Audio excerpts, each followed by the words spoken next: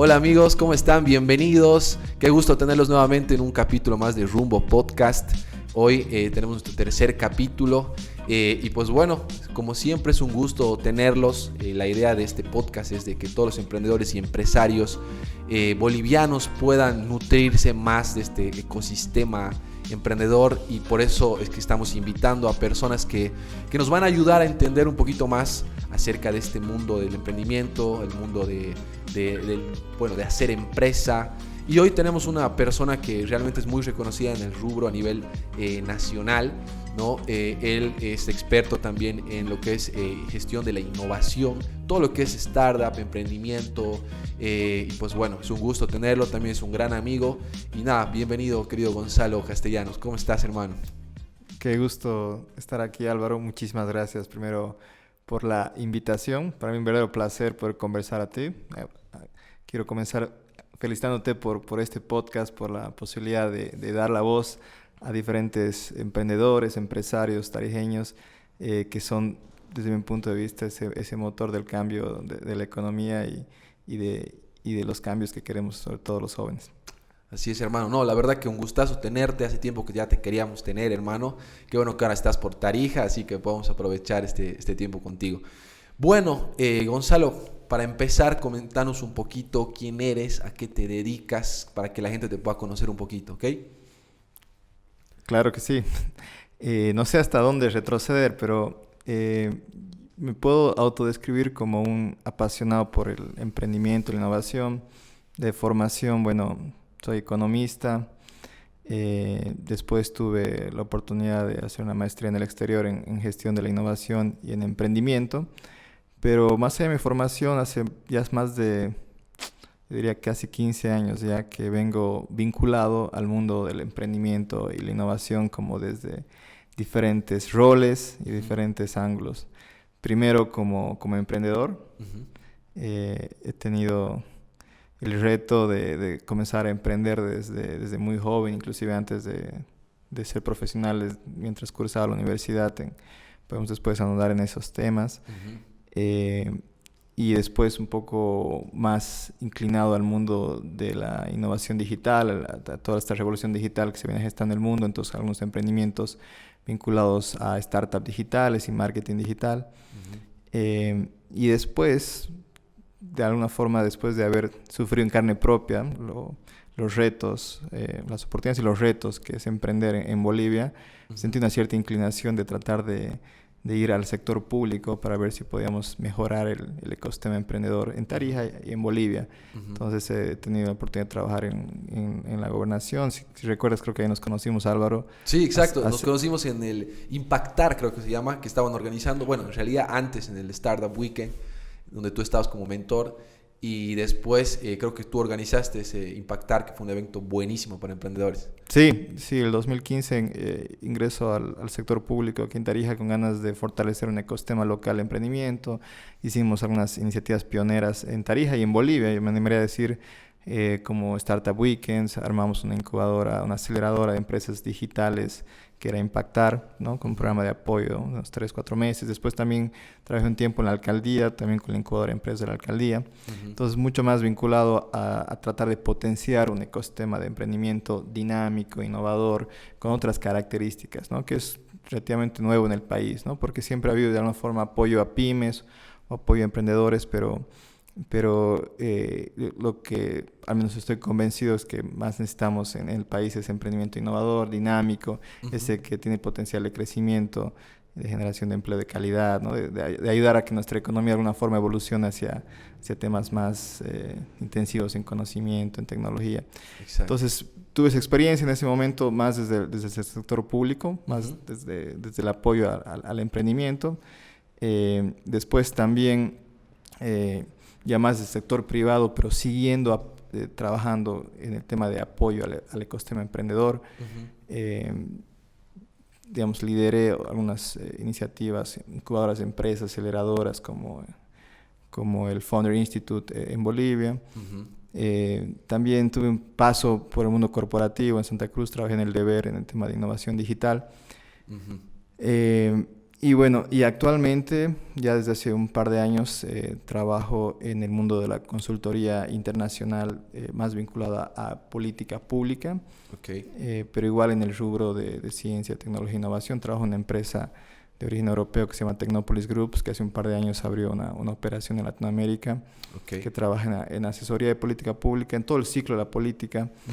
Principalmente los clientes de esta empresa son gobiernos, organizaciones multilaterales, no sé, como el BID o el Banco Mundial, y el tipo de servicios que damos es el diseño de una política, de un programa, por ejemplo, para apoyar emprendedores en cierto país, o para financiar innovación en empresas, o para financiar investigación y desarrollo.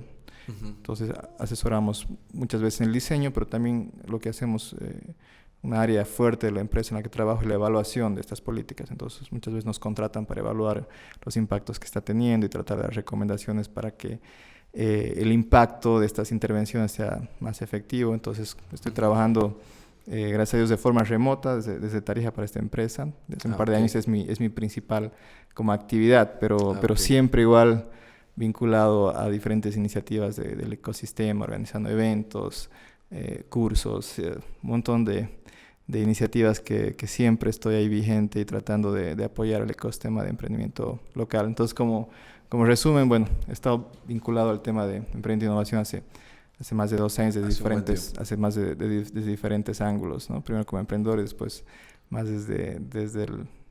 desde el lado de la promoción. El apoyo, ¿no? El apoyo. Hermano, yo creo que tú eres una de las personas que más ha incentivado y apoyado todo lo que es el emprendimiento, al menos aquí en Tarija en estos últimos años. Creo que si me pongo a pensar en alguien que se me venga a la mente cuando pienso en emprendimiento e innovación, seguramente estás tú ahí entre los primeros que se me vienen a la mente. Y me gustaría preguntarte, hermano, ¿de dónde nace esa pasión por el emprendimiento? ¿Cuándo tú te enamoras de lo que es el emprendimiento y la innovación? ¿En qué momento eso se vuelve tan importante para ti a nivel de pues, hacer todo lo que estás haciendo ahora? Buena pregunta. Yo creo que el punto de inflexión para mí fue, bueno, yo tuve la oportunidad de vivir un año en Estados Unidos durante el colegio. Hice un programa de intercambio. Y de alguna forma durante ese año creo que logré absorber mucho de lo que estaba ocurriendo en ese momento, en ese ecosistema, con un momento en que estaban naciendo muchas empresas tecnológicas, había mucho emprendimiento, de ver, digamos, tantas historias empresariales, estar muy de cerca.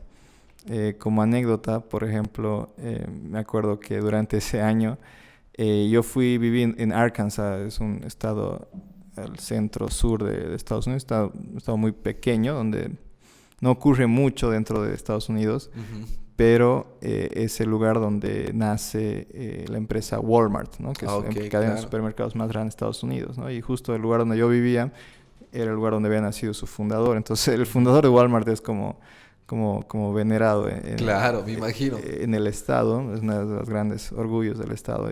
Sí. Y me acuerdo que en ese año, por ejemplo, leí la biografía de este señor, Sam Walton se llamaba, y fue un libro que me impactó mucho. Su biografía, si me haces volver al pasado, creo que fue uno de esos puntos de inflexión donde dijo realmente, me gustaría tener una historia similar, me gustaría apostar por eso. Entonces durante ese año fue que de alguna forma me obsesioné un poco con el tema de hacer empresa, de construir algo desde cero. Y ahí también tomo la decisión de volver a Bolivia, ¿no? Porque en ese momento estaba barajando también la idea de estudiar en el exterior. Pero me dije, bueno, se toma la decisión de quiero volver a Bolivia, pero me gustaría volver no solo para estudiar, sino para tratar de emprender lo antes posible, ¿no? Entonces, como con eso fue como el bichito inicial. Entonces vuelvo a Tarija, estudio economía, pero inmediatamente desde el primer año en la U ya comienzo a tratar de diseñar unos emprendimientos. Comienzo con una tienda de ropa, traemos una representación de Levi's en Tarija. Al año siguiente abrimos un restaurante, Vidi Vidi, que iba a tener varias sucursales. Entonces desde muy joven tratando de comenzar a aprender. Por supuesto cometo un montón de errores. Contame alguno de ellos, hermano. A ver, ¿cómo empieza la vida de emprendedor ya en la práctica? ¿Y cuál es un error así de principiante que te acuerdes que hayas cometido y y que decías, y que ahora tal vez digas, pucha, si no hubiera hecho esto, o cómo me hubiera gustado saber esto para evitar cometer ese error? Coméntame a ver un poco. Errores tengo muchos. Yo creo que un error que he cometido varias veces es el de alguna forma, digamos, cuando estás gestando un emprendimiento, cuando estás digamos, Iniciando. en la etapa inicial, Uh-huh. a veces pasas mucho tiempo intentando desarrollar un plan de negocios, un producto, de alguna forma tratando de diseñar ese producto perfecto, ideal. Ok. Y de alguna forma estás como encerrado en cuatro paredes mucho tiempo, ¿no? Con muchos supuestos en tu mente, ¿no? Uh-huh. De que hay una demanda por cierto producto que estás pensando. Uh-huh. Pero bueno, son más que supuestos, entonces tal vez sales muy tarde al mercado y recién ahí te das cuenta de que muchos supuestos que tenías no son ciertos. Claro.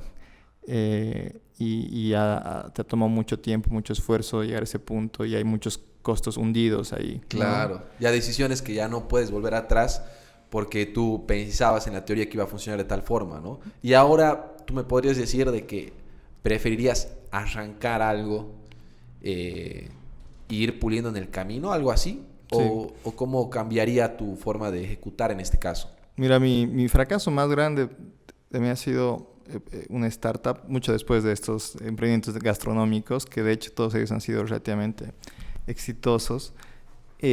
Ha sido una startup que intenté desarrollar el 2000, ¿qué año fue? El 2014 por ahí. Uh-huh. Ya son 8 años de eso, ¿no? Uh-huh. 2014, que era, se llamaba Doctor Hora, que era un emprendimiento del mundo digital, que era en ese momento una aplicación web, ni siquiera era una app, porque todavía no había tanto celular en esa época, que intentaba, en el rubro de salud, era para una herramienta para que las pacientes, las personas puedan agendar citas con doctores y dentistas, ¿no? Ese era el mercado. Entonces era un marketplace de alguna forma. Para los doctores y dentistas era una herramienta de marketing, de atracción de clientes y al mismo tiempo una herramienta de mejorar su gestión de su práctica. Y bueno, para el usuario era una forma más sencilla de buscar doctores, dentistas y agendar una cita con ellos. En este emprendimiento se me ocurre la idea, desarrollo un plan de negocio, participo en un concurso que había de Soboz en ese momento, se llamaba Emprendideas, ya no me acuerdo ni siquiera bien el nombre. Ajá. Era un concurso patrocinado por Soboce, donde te daban $5,000, era un concurso de planes de negocio. Súper. Lo han hecho muchos años, ya lo han dejado de hacer hace varios años también. Cuando Soboce todavía era, Samuel Doria Medina era dueño de Soboce y siempre, bueno, él ha estado incentivando el emprendimiento. Entonces me gano este concurso, me gano ese dinero, ¿no? Que era súper bien y con eso, bueno, decido. Pero bueno, a lo que quería llegar, el punto que me alargo un poco en el contexto es que es un emprendimiento. Yo tenía muchos supuestos, tenía un plan de negocio escrito. ¿Y fracasa al final? Sí, fracasa rotundamente el emprendimiento. Ahorita entramos al porqué, pero quería entrar a que, digamos, invierto todo este dinero, este capital semilla que me gano de Soboce, más fácil otros $5,000, $10,000 de ahorros propios, claro, en desarrollar la tecnología, ¿no? En desarrollar esta aplicación. Una plataforma web, ¿no? Entonces, y estaba obsesionado con diferentes funciones que yo quería que tenga esta plataforma, ¿no?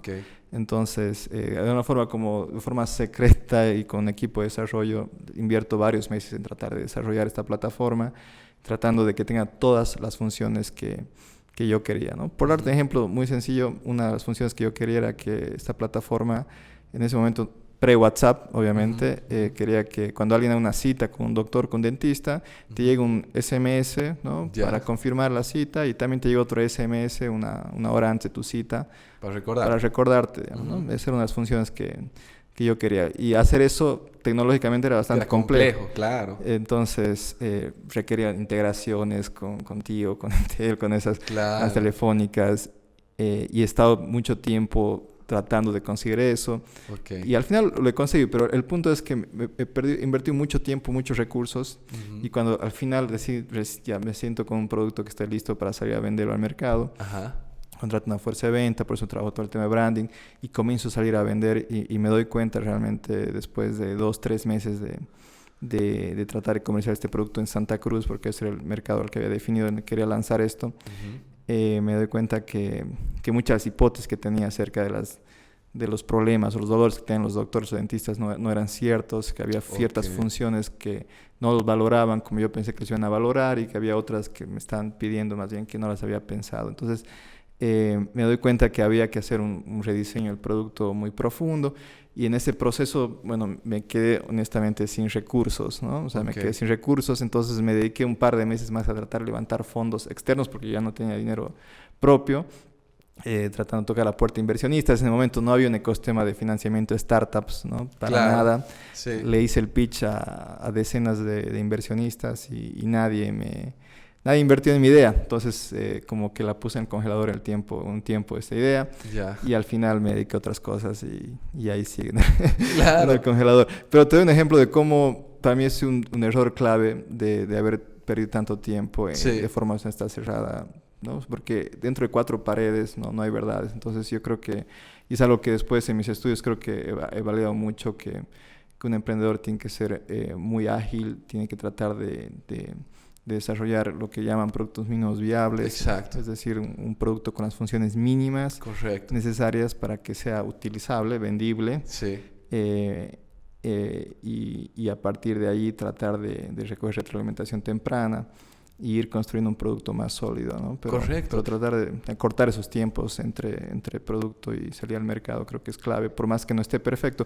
Por supuesto, tienes que apuntar a un nicho de early adopters que le llaman, que realmente desea tu producto, ¿no? Pero creo que una lección que me ha costado bastante. Claro, porque ahora lo que se me ocurre en realidad mientras me comentabas es de que hubiera sido fabuloso de que puedas validar, ¿no? O sea, validar un poquito más barato algunas cosas para saber si realmente por ahí esa funcionalidad o algún desarrollo que estabas haciendo por ahí no era tan necesario, ¿no? Por ahí satisfacer verdaderamente la necesidad de tu target o de tu nicho iba un poco más por otro lado, ¿no? Y entiendo de que normalmente es un error que se comete en los emprendedores, de tener todo listo, todo invertido, todo gastado y recién salir a ver si el mercado le interesa mi producto. Y resulta de que los cambios ya son demasiado caros o ya te gastaste toda la plata y no tienes cómo pues seguir desarrollando tu producto, ¿no? Porque ya está, incluso hasta ya tienes por ahí todo un pedido, ¿no? Imagínate, ya tienes hasta el restock del producto y demás, y resulta de que tu mercado no le interesa o no valoriza tanto tal punto que hace que sea más caro, y terminas pues con un producto que muy bonito, es lo que tú querías, pero no es lo que tu cliente quería, ¿no?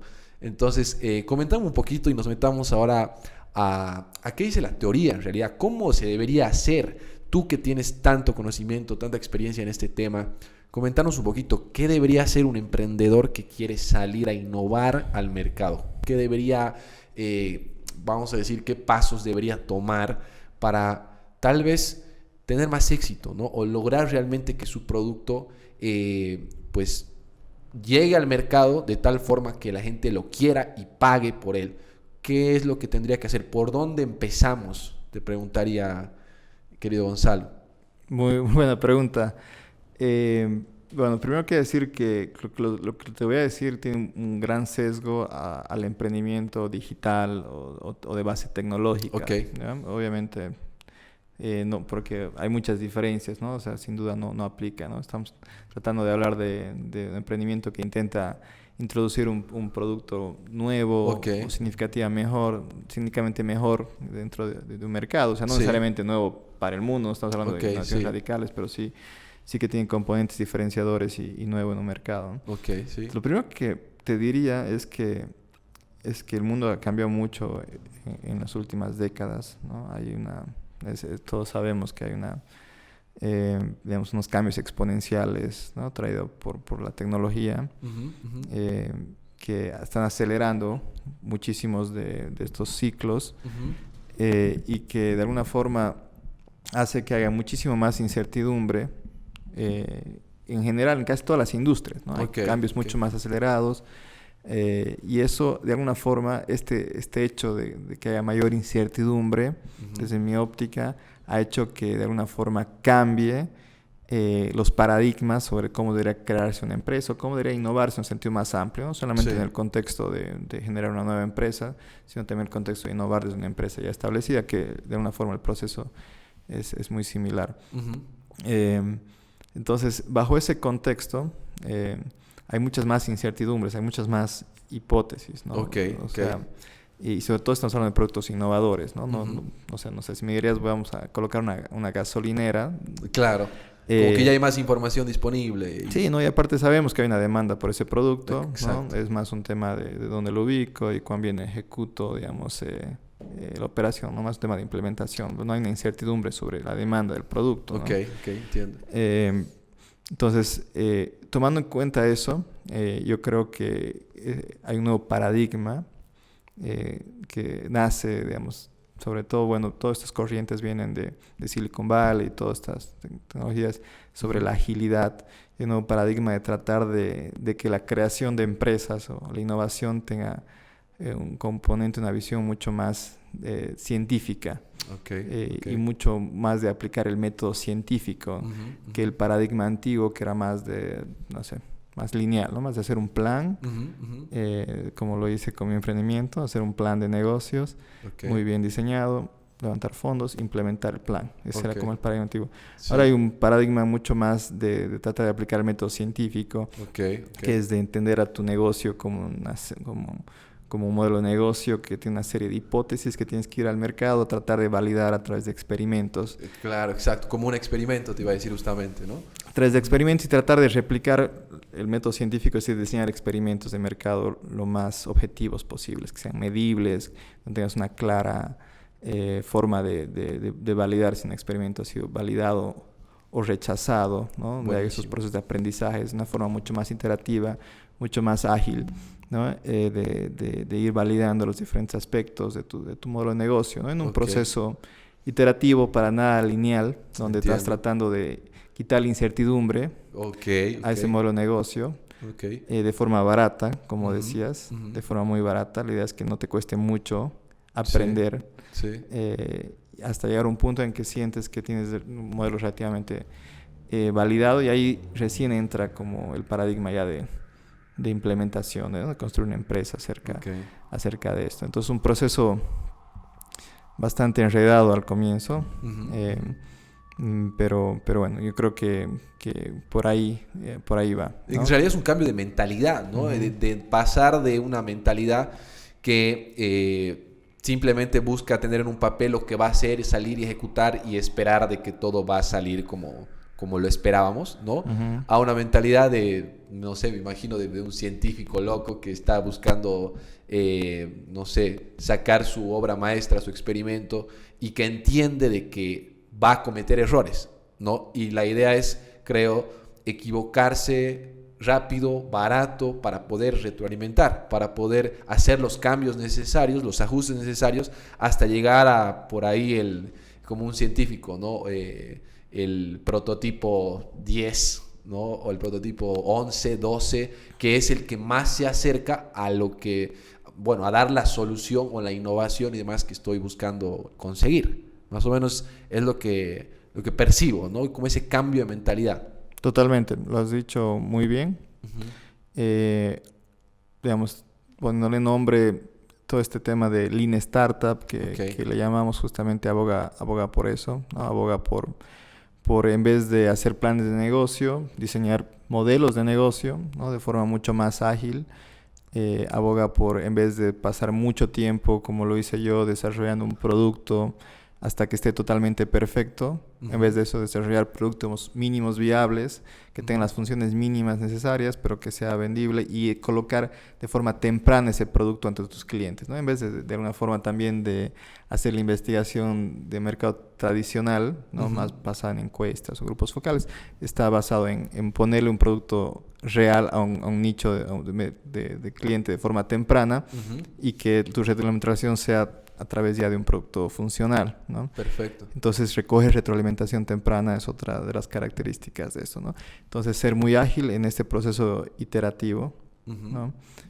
Son algunos de alguna forma los principios de estas nuevas formas, ¿no? Tendencias de hacer empresas, sobre todo en el mundo digital, como decía, o de base tecnológica. Entiendo. O en general, vamos a decir, en un contexto disruptivo, Sí. ¿no? Que está buscando realmente innovar, traer, digamos, al mercado algo que no se había visto antes, o ponerle algo diferente realmente para satisfacer una necesidad de una manera distinta, ¿no? Entonces, en ese contexto donde hay mucha incertidumbre, pues creo que estamos obligados de cierta forma a buscar otra forma de ejecutar nuestras ideas y hacerlas realidad.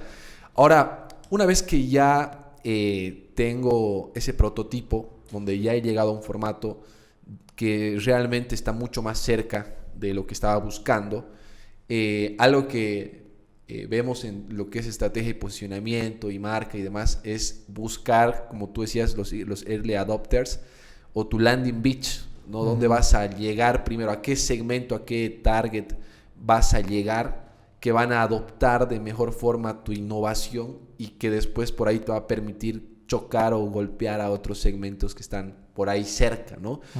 ¿Cómo hacemos esa elección? ¿De qué forma tú crees que esté bien planteada una estrategia de selección de ese target o de ese segmento, de ese nicho al cual voy a apuntar con mi innovación, esperando que sean esos early adopters, ¿no? Que reciban mi producto, que reciban mi innovación y que comience ese boca a boca, sean los primeros usuarios que corren riesgos y demás y comienzan ya a atraer otros segmentos, tal vez hasta llegar al que quiero llegar, que por ahí es un segmento más grande, ¿no? ¿Cómo lo planteas tú? ¿De qué forma hacemos este proceso de meter esa innovación al mercado como tal? Buena pregunta. Yo creo que es un proceso iterativo en el sentido de que, sin duda, uno también tiene una hipótesis, ¿ya? De que hay un nicho de mercado, ¿no? Que tiene ciertos problemas, ¿no? Entonces, uno va y trata de testear, ¿no? A través de experimentos si efectivamente ese nicho tiene los problemas que uno piensa que teme y si después hay un encaje entre esos problemas y el producto, la solución que tú estás tratando de desarrollar. Si te das cuenta de que hay cierta validación en ese nicho, bueno, entonces puedes seguir avanzando. Pero si te das cuenta que no hay un encaje, entonces, digamos, tienes una decisión que tomar, un punto de pivotaje, como se habla en la jerga del emprendedor, ¿no? O tratas de desarrollar un producto sobre un problema, una necesidad que has identificado de ese nicho, o tratas de buscar un nuevo nicho al que tal vez se acomoda su producto, ¿no? No, por supuesto, esto no es matemáticas y es siempre un problema estratégico, pero hay una decisión que tomar. Exacto. Eso por un lado, entonces es como interactivo. Y después, lo que sí puedo decir es que lo ideal para mí, o mi consejo sería de que es mucho más conveniente al iniciar un emprendimiento enfocarte en un nicho muy, muy pequeño, satisfacer la necesidad real, ¿no? O sea, de 100 personas. Es mucho más poderoso y tiene mucho más aprendizaje y potencial que resolverle un problemilla que apenas le duele a 100,000 personas. Entiendo, sí. Para mí, los grandes negocios se construyen con comunidades muy pequeñas, ¿no? Como dices tú, donde realmente le satisface un problema real, un dolor grande, digamos. Grande, ¿no? Como una vez escuché decir como mordedura de tiburón, ¿no? Como picadura de un zancudo, ¿no? Porque esos son los problemas que tienes que tratar de solucionar, ¿no? Problemas porque reales. son mucho más valiosos para alguien, ¿no? Totalmente. Entiendo. Y en este contexto de resolver problemas, de dar valor, que es lo que queremos al final con la innovación, ¿cómo tú defines innovación? Porque estamos hablando de innovación y demás, pero ¿qué es innovación? ¿De qué forma podemos definirlo? Me encanta la pregunta porque es un tema que, por supuesto, uno podría encontrar posiciones diferentes. Pero para mí, la innovación ¿no? Y si tal vez nos vamos a una definición hasta un poco más consensuada, ¿no? Ya. Lo voy a definir de la siguiente forma. Primero, para que algo sea innovación, para mí tiene que tener dos características. Ya. ¿Ya? Tiene que ser nuevo, o sea, tiene que tener un componente de novedad. ¿Ya? Esa novedad, ¿no? Puede ser nuevo para el mundo, Ya. ¿no? Cuando estamos en innovación radical, pero no necesariamente tiene que ser nuevo para el mundo. Puede ser nuevo para un contexto, para un país, para una ciudad, para un territorio. o para una industria, ¿no? ¿Ya? Pero no solamente es necesaria la novedad, ¿ya? Porque puede haber algo nuevo, ¿ya? Que simplemente sea algo creativo o algo que nadie quiere, digamos. Una invención, ¿ya? O sea, puede haber un invento, ¿ya? Que es totalmente nuevo, pero solo por ser nuevo o novedoso no es innovación, ¿no? La otra pata de la innovación, para que algo sea innovación, es lo que se tendría que hablar como una adopción, ¿ya? Adopción generalizada por el nicho al cual apunta, ¿ya? Entonces, si hablamos de innovación en el contexto comercial, estamos hablando de adopción comercial. Pero también hay innovaciones sociales o de otro tipo, ¿ya?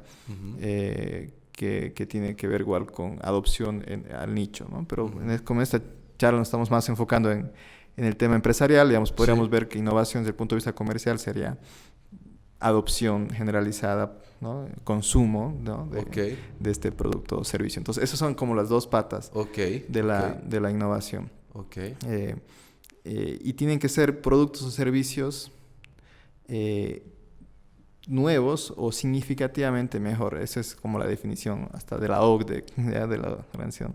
Entiendo. Que tiene que ser significativamente mejor a lo que ya está actualmente. Y con la finalidad, me imagino, de dar valor, ¿no? De resolver tal vez mejor un problema, porque, como decías, ¿no? Si no hay adopción, pues puede ser algo muy novedoso, como por ejemplo, no sé, pues una secadora de pelo que se carga con energía solar, algo así, ¿me entiendes? Pero resulta que a nadie le importa porque no ayuda a mejorar la vida de nadie, ¿no? Entonces, imagino que al final esa innovación, esa novedad, la van a adoptar aquellas personas que, o por ahí lo llevamos una vez más al lado comercial, van a pagar por esa innovación. Correcto. Si realmente les está dando valor. Correcto. ¿No? Y en ese caso, pues bueno, entendiendo... Sí. Perdón, para complementar también la pregunta, también eso es un poco etimológicamente lo que es innovación, ¿no? Pero también la innovación es un proceso, ¿no? Entonces uno también lo puede ver desde la óptica del proceso. ¿Ya? Constante, digamos. Sí, digamos, cíclico lo podríamos llamar, pero es un proceso y principalmente tiene que ver con el ciclo, ¿no? Que es desde una idea, ¿no? Hasta el desarrollo y después la comercialización, ¿no? Entonces tiene que ver con todo ese proceso, ¿no? De llevar una idea nueva, significativamente mejor, innovadora, a un mercado y todo lo que eso implica, ¿no? Entonces, no solamente, digamos, son unas características de un producto o un servicio, sino también es todo un proceso. Perfecto. Ahora, algo que sí te decía, para poder agregar valor en un contexto de mercado, vamos a decir un contexto de comercial, donde hay un mercado, un territorio, hay productos, hay competidores, hay bueno, como te decía, servicios, ¿no? Y nosotros queremos innovar en ese contexto. ¿Qué tan importante tú consideras que es la investigación de mercado en este caso, ¿no? Conocer eso. Y pues bueno, lastimosamente en Bolivia es algo que creo que nos dificulta a veces un poco la innovación, o por lo menos la parte estratégica, el poco acceso a información que tenemos, ¿no? Información de, por ejemplo, de los nichos o de los mercados, o por ahí qué nicho es más grande que otro, toda esa información que nos ayuda a tomar decisiones estratégicas. Entonces, ¿cómo encaja la investigación de mercado en el proceso de innovación empresarial? Pongámoslo de esta forma. Dale. Mira, ahorita se me viene a la mente que bueno, por supuesto, muy fuera del contexto de Bolivia, grandes innovadores de alguna forma odiaban o no estaban de acuerdo con la investigación típica de mercado, ¿no? Podemos pensar en Steve Jobs o irnos más atrás a Henry Ford, ¿no? Por ejemplo, ¿no? Que decían que si le hubiera preguntado qué quieren mis usuarios, me hubieran dicho un caballo más rápido, ¿no? Exacto. Y Steve Jobs era conocidísimo por odiar a los consultores, ¿no? Uh-huh. Consultores de marketing, de management consultant, todas las Big Four, o sea, jamás los contrataba porque... Uh-huh. Pero bueno, es muy fácil decir lo que ellos decían porque obviamente están desarrollando productos totalmente innovadores, innovaciones totalmente disruptivas, ¿no? Donde el riesgo es mucho más tecnológico, mucho más de producto que de mercado, ¿no? Exacto, entiendo. Entonces, por supuesto, en un contexto como el nuestro, yo creo que la investigación es absolutamente fundamental en el mercado. Pero lo que te podría decir es que a una etapa inicial en el emprendimiento, la investigación más cuantitativa creo que no sirve de mucho. Sí. Y sobre todo si estamos hablando de productos nuevos, etc. Yo recomiendo más investigación de tipo cualitativa y experimental en etapas tempranas. Y después, por supuesto, a medida que hay más certidumbre, una investigación más cuantitativa, usando métodos más estadísticos, creo que también cobra mucho más sentido. También justifica también mucho más por la escala ya de un negocio, porque también son métodos por lo general mucho más costosos en tiempo y en recursos, ¿no? Pero todo lo que hemos estado hablando es investigar de alguna forma, ¿no? Es tratar de resolver preguntas, hipótesis acerca con diferentes métodos, ¿no? ¿Y cómo validamos? ¿Cómo podrías aconsejar a un emprendedor que por ahí está empezando, que no tiene muchos recursos tal vez y su idea es bastante loca, innovadora? ¿Cómo validar? ¿Cómo es el proceso de validación, retroalimentación? Explícanos un poquito cómo se aplica este proceso de innovación a lo más simple, a lo más básico, como para que nuestros emprendedores y empresarios digan, ok, yo puedo hacerlo de esa forma, simplificado, pero efectivo. ¿Cómo podemos hacerlo? Claro, yo creo que, digamos, yendo de lo más simple a lo más complejo que uno podría hacer, por supuesto, herramientas como entrevistas a profundidad, ¿no? Como desarrollar prototipos y tener sesiones con potenciales clientes donde uno les muestra el prototipo, por más que no sea funcional. Podemos hablar de un mock-up o de simplemente una presentación.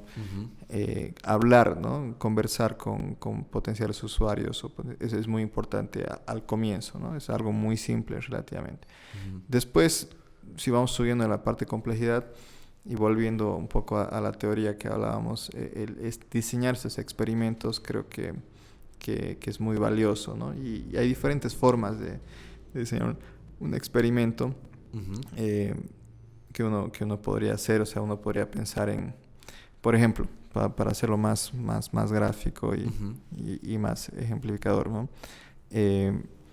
Hay un caso famoso de un emprendedor hace más de 15 años, la empresa Zappos, el fundador de la empresa Zappos, ¿no? Que él tenía la idea de armar una tienda, un e-commerce para vender zapatillas, zapatos por internet. Esa era su idea de negocio. Entonces, él diseña un experimento para validar si hay una demanda real, ¿no? Por ese producto, ¿no? Porque estamos hablando de cuando estaba recién surgiendo el e-commerce, ¿no? Ya había productos que se vendían por internet, principalmente libros, electrónica, pero todavía había mucha incertidumbre si la gente estaba dispuesta a comprar zapatillas, ropa por internet, que tiene sus complejidades. Son productos que la gente siempre ha sido más proclive a comprar en físico, a probarse, ¿no? Entonces, lo que hace es él era programador, diseña una vitrina, una página web muy simple, ¿ya? Y lo que hace es va a las tiendas de zapatillas, le saca fotos a los zapatos y sube esas fotos a su vitrina y le pone a los mismos precios, ¿no? Que estaban ahí, y comienza a correr un poco de publicidad por internet, ¿no?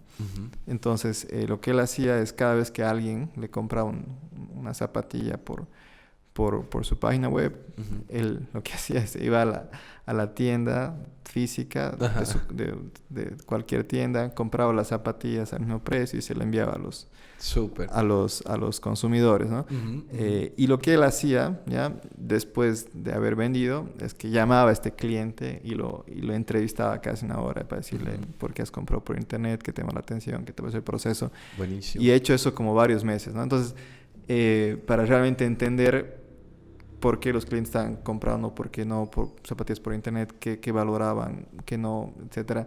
Entonces, en vez de invertir, no sé, en stock propio, en almacenes, en sistemas de gestión, hace este pequeño experimento, ¿no? Que le ayuda a validar muchas de las hipótesis que él tenía y a cambiar sobre el negocio. En base a este experimento que hace, es algo real que estoy comentando. Después construye una empresa gigante que se llama Zappos, que Amazon la termina adquiriendo algunos años después. Pero simplemente para validar de que ese es el tipo de experimentos al que yo me refiero. Entiendo. De que tiene claramente estos componentes experimentales, ¿no? Ok, comprendo. No, y entiendo totalmente el reto también para un emprendedor de decir, ya tienes normalmente todas las ideas, ¿no? Esto va a ser así y va a funcionar porque yo creo que va a funcionar. Y tener esa hasta humildad, creo, de decir, bueno, realmente estoy apasionado por saber qué es lo que el cliente quiere y cómo voy a satisfacer esa necesidad. Y dejar de cerrarte también en tus hipótesis, en lo que tú crees que va a funcionar y meterte en ese rol de investigador, en ese rol de científico que está yendo realmente a obtener la verdad, a experimentar, a tener información, prototipar y otra vez. Qué increíble y qué cambio sería para el emprendedor boliviano comenzar a pensar de esa forma, ¿no? Sí. Y me gustaría ahora que me comentes, hermano, cambiando un poquito el tema, acerca de las opciones que obviamente tenemos para financiar un emprendimiento, una startup, ¿no? Aquí en Bolivia al menos. Y ahí también quiero preguntarte cómo, por ejemplo, se da el caso de comprar una startup, ¿no? De comprar un emprendimiento. Hace poco vi que no sé si vendieron o compraron o valorizaron algo así, una empresa que creo que era Yaigo, ¿no? Por creo que millones de dólares, y me sorprendió tremendamente. Ahora dije, ¿cómo se hace eso en Bolivia? O sea, ¿cómo tú le pones un precio a un emprendimiento y cómo alguien te puede comprar una parte de ese emprendimiento o comprártelo todo y demás, ¿no? O sea, ¿qué tiene que pasar? Porque lo vemos muchas veces también en los programas de emprendedores y demás que dicen, bueno, te voy a comprar el 20% de tu negocio o, no sé, mi negocio vale tantos y lo voy a vender el 10%. Pero ya en el contexto boliviano como tal, ¿puede pasar eso? ¿Qué tiene que pasar para que yo pueda valorizar mi empresa y decir, te voy a vender el 20%, digamos, ¿no? Y así levantar de cierta forma capital. No, genial. No, se puede y está pasando, ¿no? En los últimos 6 meses hemos tenido varios casos en Bolivia de empresas que han logrado levantar financiamiento del exterior. Está el caso de Yaigo que mencionabas. Está el caso de Delta X también, que levantó una ronda significativa en Santa Cruz. Está el caso de una startup que ni siquiera está operando, se llama Coban, que va a construir un neobanco en Bolivia que levantó $2 millones. O sea, se están dando estos casos en Bolivia. Pero para responder tu pregunta, me gustaría primero que entiendan por qué es necesario este tipo de financiamiento, los emprendimientos digitales o de base tecnológica.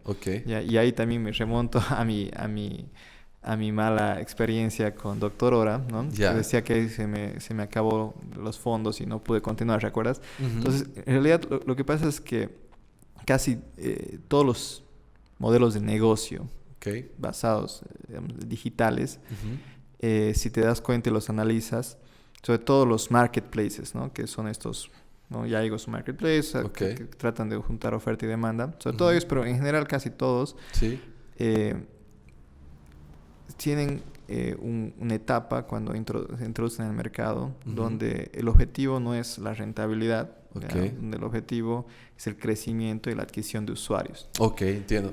Donde tratan de poner menores barreras para su crecimiento y tratar de crecer de forma acelerada. Entiendo. Y posicionarse en el mercado. Como que dar muchas cosas gratis o súper baratas para que no sea como que de entrada ahí una barrera, digamos, ¿no? Sí. Sino crecer rápido, cundir el mercado, digamos. O sea, ni siquiera muchas startups ni siquiera tienen un modelo de negocio, ni siquiera generan ingresos por muchos años. Ok.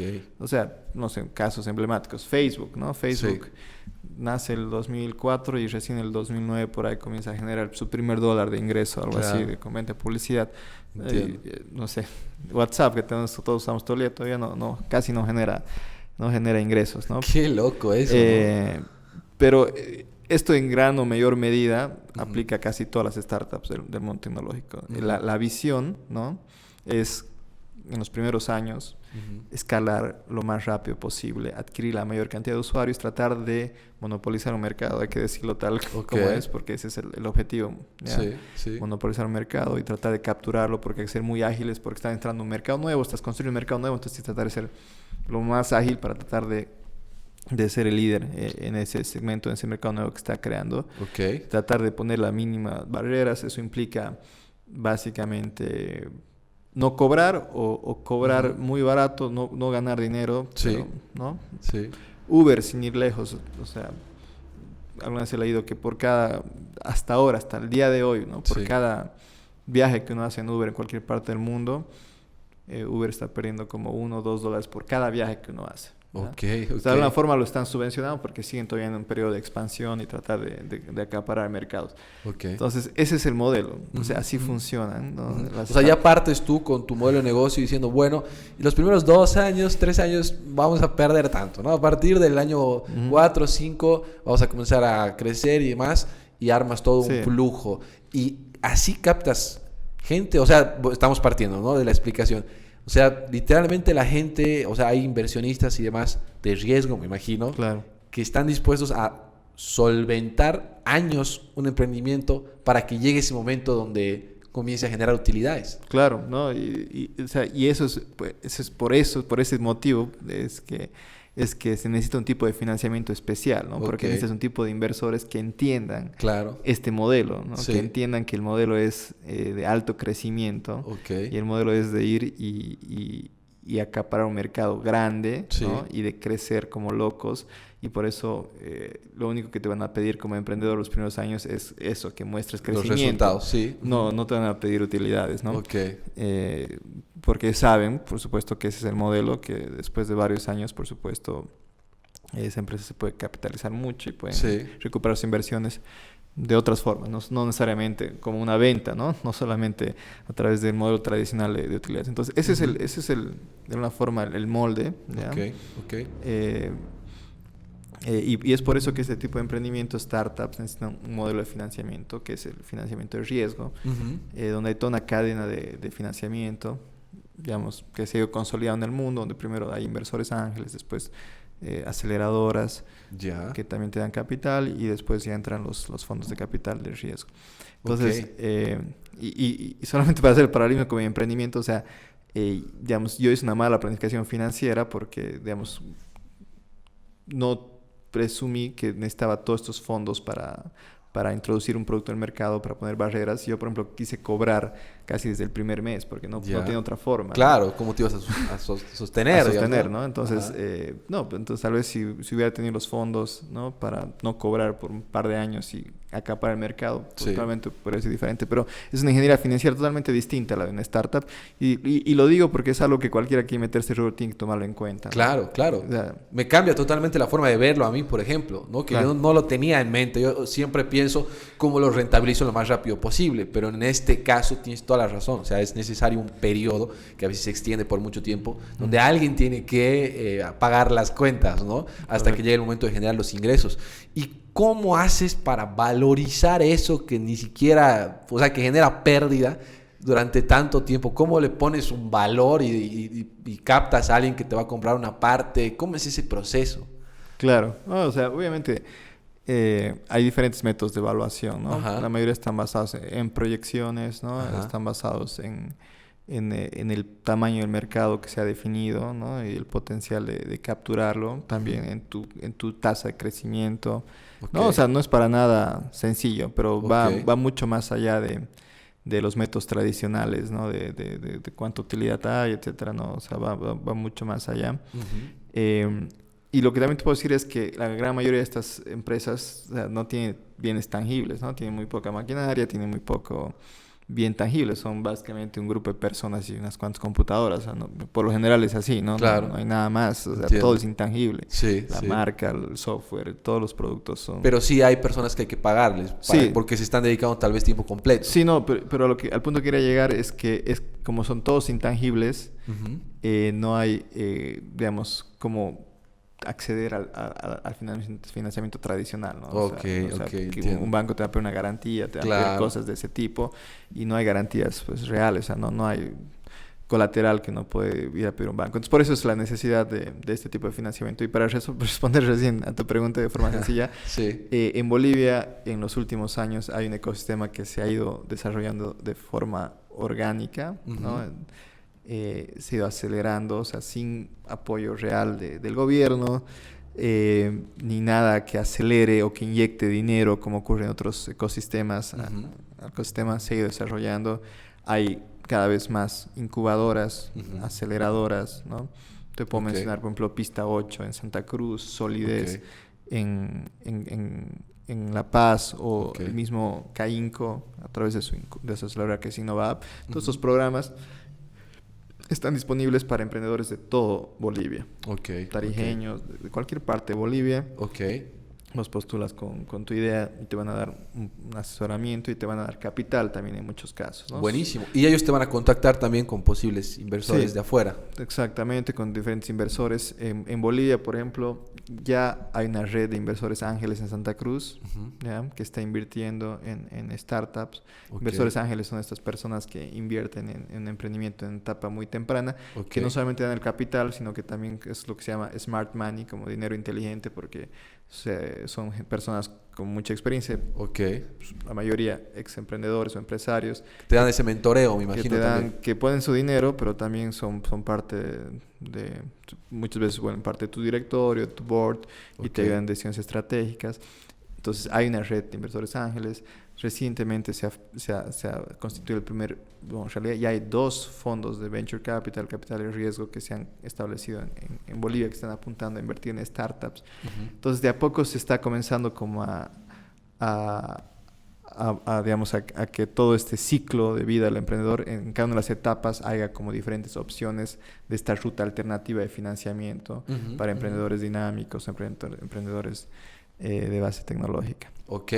Hermano, tú que tienes un panorama más amplio tal vez del que tenemos muchos de nosotros por lo que estás haciendo, por los contactos, los años que tienes también en este rubro, comentanos un poquito qué es lo que se viene, ¿no? O sea, qué es esa tendencia tal vez que está llegando a Bolivia o que tal vez ya está o que tal vez está llegando a Latinoamérica, porque creo que somos muchas veces de recibir lo que se está haciendo en otros lugares o por ahí, no sé, hay algo que están haciendo en esta área del mundo y a lo cual nosotros nos podemos sumar. Comentanos un poquito eso, o sea, cómo viene esa ola y esa tendencia en el mundo del emprendimiento.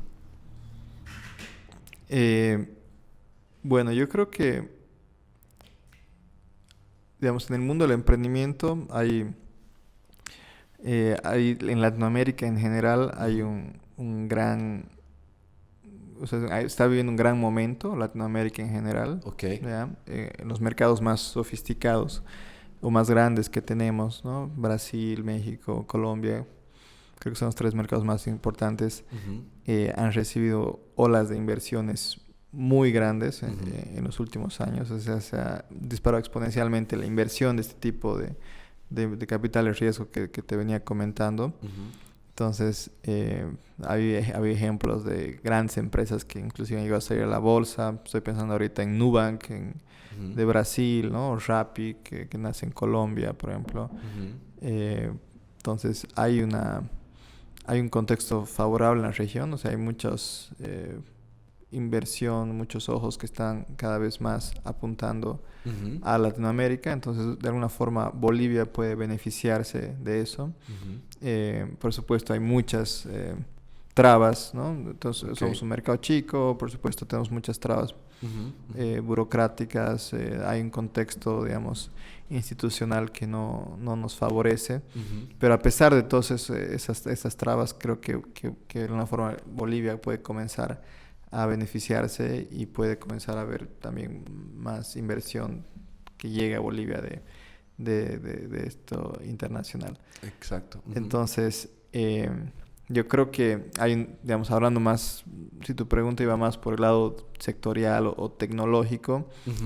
O sea, más o menos por ahí, ¿a qué rubro Exacto. o área y demás, ¿no? Deberíamos pensar, ponerle el ojo, ¿no? Porque, pues, de alguna forma es donde la que más está levantando capital o la que de alguna forma se está estabilizando mucho más en este tiempo. Sí, sí, justamente eso iba. Veo que, digamos, hay sin duda, todavía el rubro que lidera, ¿no? En cuanto a inversión en las regiones es lo que se llama el fintech, ¿no? El rubro de finanzas y tecnología, ¿no? Hay muchísima oportunidades de innovación que viene por ahí a través de estos famosos neobancos que se están creando, como Nubank, que te comentaba, diferentes servicios financieros que aprovechan la tecnología, que son 100% digitales. Ahí todavía hay muchísima oportunidad en Bolivia. Yendo más sobre ese mismo sector, está todo el tema del mundo de criptos y digamos, y la tecnología blockchain, que también tiene grandes aplicaciones en el mundo de las finanzas, más con óptica descentralizada. Entonces es una gran área, ¿no? de disrupción generalizada que yo creo que va a crecer mucho en Bolivia, ¿no? Y sin ir lejos a este caso, este startup Coban en Santa Cruz, por ejemplo, que está armando un neobanco. Entonces eso es un rubro interesante. Pero yo, y bueno, después podemos pensar también en el rubro de educación, ¿no? EdTech también creo que hay grandes oportunidades. En el rubro salud también. Pero yo creo que como Bolivia tenemos que obviamente también especializarnos, enfocarnos. Yo creo que en Bolivia, por diferentes condiciones, hay una oportunidad muy grande en el sector agro, en el sector lo que se llama AgTech también en la jerga emprendedora. Creo que deberíamos apuntarle bastante ahí porque por supuesto tenemos muchos recursos potenciales en este rubro. Creo que es algo que deberíamos apostarle como país, ¿no? Desde política pública como a ese sector, y es algo todavía bastante incipiente, ¿no? Ok, entiendo. Me parece súper interesante. ¿Y qué nos falta como país? ¿Qué tal vez políticas o actividades y demás relacionadas con el mundo emprendedor o vamos a decir este deseo de innovar, de hacer emprendimientos de tal vez alto riesgo, que busquen cambiar la forma por completo de hacer algo tal vez? ¿Qué nos falta como país? ¿Qué deberíamos desarrollar todavía o esperar tal vez de los gobiernos, de las autoridades? ¿Qué es lo que nos está faltando para que ese boom en el emprendimiento llegue a nuestro país? Lamentablemente falta mucho. Digamos, hay como varios niveles que te puedo responder esa pregunta, ¿no? Hay un nivel más sistémico, ¿ya? Y regulatorio, ¿ya? Que para mí tal vez ese es el primero, ¿no? Por supuesto, creo que hay mucho que hacer para simplemente que las reglas de juego sean más claras, simplemente para que sea más fácil constituir una empresa en Bolivia y también cerrarla, que actualmente es muy costoso, muy difícil, toma mucho tiempo, tanto abrir como cerrar una empresa. Me parece que, por supuesto, el tema impositivo no es muy favorable, ¿no? O sea, impuestos relativamente altos. Entonces, eso es como que lo básico, ¿no? O sea, que yo esperaría que se pueda hacer por lo menos para que el Estado, por más que no promueva, como que quite algunas barreras y sobre todo para este tipo de emprendimientos, ¿no? Sí. Tal vez no para todo el rubro, para todas las las empresas, pero sí para aquellos que están buscando apostar por la innovación y el emprendimiento. Sí, en general, ¿no? Sí, y especialmente puede haber un tipo de regulación. De hecho, si bien trabajan hace varios años un tipo de regulación especial para emprendimientos de base tecnológica. Entonces, eso es como a nivel básico. Y después, ya a nivel más de política pública, ¿ya? Considero que hay mucho que puede hacer el gobierno, ¿no? Y sin ir muy lejos mirando a lo que han hecho países vecinos, ¿no? Estableciendo, por ejemplo, políticas. Primero estableciendo como una agencia que esté a cargo de estos temas. Podemos pensar en Startup Chile, podemos pensar en Impulse en Colombia, no sé, diferentes agencias que se han creado con el objetivo de promover el emprendimiento y que de alguna forma financien, brinden capital semilla, que no operen a un primer piso, sino operen a un segundo piso a través de las incubadoras, aceleradoras, pero que de alguna forma inyecten capital al ecosistema, apoyen a las aceleradoras, a las incubadoras, creen fondos de capital semilla, que haya más oportunidades para emprendedores de acceder a capital semilla en etapa temprana, que también incentiven la madurez de la industria de capital de riesgo, ¿no? Entonces, que venga a apoyar a todo el ecosistema me parecería que ayudaría de alguna forma a acelerar este ecosistema que se viene desarrollando de forma muy orgánica y tal vez lenta. Le ayudaría a que se acelere ese crecimiento de forma orgánica. Entonces, falta mucho, lamentablemente. Igual las alcaldías, las gobernaciones pueden hacer su parte a nivel más regional, ¿no? Sí. Pero bueno, es todo un tema de visión política, de decisión, ¿no? Y de establecer como ciertas instituciones que puedan operar en el largo plazo, que sean, digamos, esas instituciones público-privadas que tengan como una visión a largo plazo, que les permita establecer políticas a largo plazo y que no sean tan políticas, ¿no? Entiendo. Sino buscando realmente el impacto, ¿no? Y entiendo de que, pues bueno, a pesar de que todavía nos falta, sí tenemos iniciativas privadas, en este caso, como tú mencionabas hace un momento, estas desarrolladoras o impulsadoras, incubadoras y demás, a las cuales creo podemos acceder o podemos ver tal vez como una posibilidad para el boliviano, ¿no? En la actualidad, llegar, si realmente tienes algo que va a innovar, va a impactar al mundo, que está realmente cambiando las cosas, pues puedes llegar a recibir este mentoreo, esta innovación, este contacto con posibles inversionistas. Y creo que por ahí tal vez, a pesar de las dificultades que podamos tener todavía como país, pues tenemos una alternativa, ¿no? A la que podemos seguir. Gonzalo, para ir cerrando, me gustaría que nos puedas dejar 3 consejos resumidos en general de tu conocimiento, de tu vida como emprendedor, que podamos dejar para los emprendedores o empresarios bolivianos que están buscando innovar y hacer algo disruptivo en lo que conocemos como el mundo de la tecnología, en un emprendimiento tecnológico. ¿Qué les recomendarías? 3 consejos puntuales para lograr éxito en su emprendimiento o en su startup. Dale, 3 consejos que podrían ayudar a disminuir el riesgo, ¿ya? De fracaso. Porque al final eso se trata, uno puede hacer todo bien igual y no está todo en tu control. Primero, mi consejo sería que realmente busquen un emprendimiento de alto impacto, o sea, desde su concepción y desde su ambición, piensen en grande. O sea, yo creo que el esfuerzo de abrir una heladería o de tratar de construir el próximo Facebook, de alguna forma el esfuerzo es similar. Entonces, igual es difícil, igual toma mucho esfuerzo, igual es un gran sacrificio, no es para todos, ya tienes que tener tu vida ordenada como para hacerlo. Ese sería otro podcast.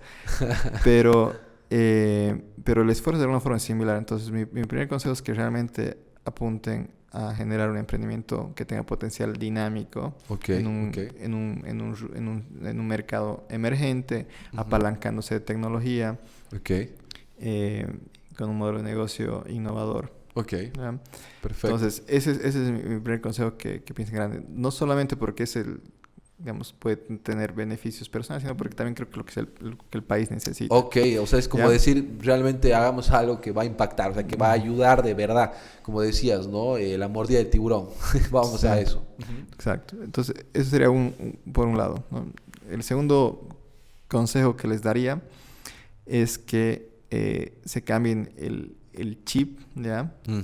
De tal vez de vendedor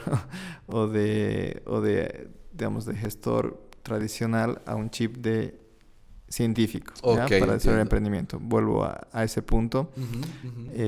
Y traten de ver el desarrollo de ese emprendimiento como una serie de experimentos que trata de validar unas hipótesis que ustedes tienen. Ujú. Reconozcan que al comenzar un emprendimiento no es más que una serie de hipótesis, supuestos, informados, en el mejor de los casos, Ujú. que tienen que validar de forma objetiva, como lo haría un científico, que sean experimentos, Ujú. viendo objetivamente los resultados Ok. y en base a esos resultados tomando decisiones objetivas, ¿no? Sobre si está válido o no tu modelo de negocio, Ujú. y haciendo esto de forma interactiva. Realmente ese creo que es el modelo que mejor se adapta a la innovación. Perfecto, ¿Ya? perfecto, súper claro. Y el tercer consejo sería que se conecten con el ecosistema, ¿ya? Ujú, Aquí ujú, entra para mí el concepto de innovación abierta, ujú, es decir, que este nuevo paradigma que ni siquiera las grandes empresas pueden innovar ujú. a puertas cerradas, ¿no? Solas, Como se hacía exacto. antes, Ujú, ujú. mucho menos un startup o un emprendimiento nuevo. Ok, Entonces tienes que perfecto. apalancarte Ujú. en el ecosistema, tener una mentalidad de lo primero que debería preocuparte cuando estás haciendo empresa es cuántas alianzas puedes generar. Ok, ok. No ver competencia, sino ver alianzas, aliados, potenciales Ok, aliados, ¿no? En todo, ¿no? ok, entiendo, sí. Entonces, tener esa visión de que para desarrollar innovación tienes que aliarte con tus proveedores, aliarte potencialmente hasta con tu potencial competencia Ujú. y de alguna forma apalancarte en el ecosistema también a través de lo que hablábamos, ser parte de las incubadoras, aceleradoras, Ujú. construir toda esa legitimidad, porque Ok. al final para mí también emprender, yo lo resumiría en dos temas, en adquirir recursos y construir Ujú. legitimidad, y son dos temas que van de la mano. Ok. Entonces, Ok. vos para emprender, construir una empresa es adquirir recursos financieros, humanos, tecnológicos, ¿no? Ujú, ujú. Y también, y para hacer eso necesitas mucha legitimidad. Entonces, participar en incubadoras de Ok, empresas, en ok. aceleradoras, buscar aliados, buscar mentores, esos Ujú. inversores ángeles, buscar todos esos aliados de alguna forma te ayudan a construir esa legitimidad que te ayudan a adquirir recursos, ¿no? Ok, Entonces, perfecto. para nada piensen que pueden emprender ustedes o Solos, sus en equipos el garage solo. solito ahí. No, para nada. Perfecto, Gonzalo. Muchísimas gracias, de verdad. Creo que ha sido un maravilloso tiempo el que hemos tenido. Hemos podido profundizar varios temas que creo que nos quitan ciertas dudas que tenemos acerca del emprendimiento, acerca de lo que es innovar, de lo que es hacer una startup como tal, sobre todo en el rubro tecnológico, cómo hacerlo, cuál es esa diferencia con los otros tipos de emprendimientos que en general hay. Y pues bueno, hermano, yo creo que realmente eres un emprendedor, un innovador que está marcando el rumbo. Y muchísimas gracias por estar con nosotros y pues bueno, de ser parte de este podcast. No, gracias Álvaro, un gusto conversar contigo. Espero que sea de utilidad a toda la audiencia que nos va a escuchar. Cualquier otra consulta, bueno, por ahí en los comentarios dejo mis contactos para que me puedan buscar cualquier consulta o si quieren profundizar sobre unos temas que hemos conversado hoy. Perfecto, Gonzalo. Muchísimas gracias y gracias a ustedes también que han estado conectados, están viendo este video, este audio tal vez. Pues bueno, anímense a innovar, anímense a hacer startups que realmente vayan a cambiar las cosas. Como decía ahí Gonzalo también, es importante que nos unamos a ese ecosistema emprendedor que hay en Bolivia, porque realmente creo que nuestro país necesita más de esos emprendedores que están cambiando la forma de hacer las cosas y que están innovando y están ayudando a resolver mejor los problemas que tenemos en el día a día. Espero verlos pronto y pues bueno, ha sido un gusto tenerlos. Chao, chao. Gracias.